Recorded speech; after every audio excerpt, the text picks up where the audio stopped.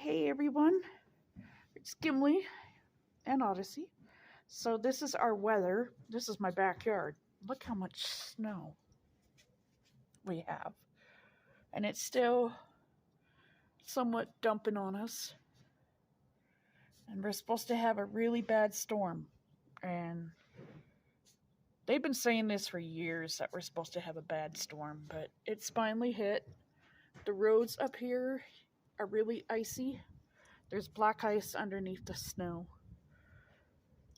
And then Gimli just doesn't know what to think. But that's a tree stump in my backyard.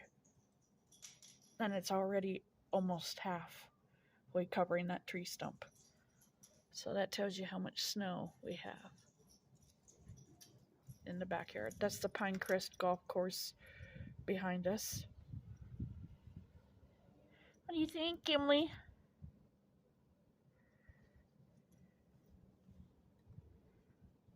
He loves the snow. Don't lick that. Come here. Metal pole in a puppy dog's tongue. He's not the brightest crayon in the box, but he'll do. Alright, you guys have a wonderful day. Stay safe out there. Bye.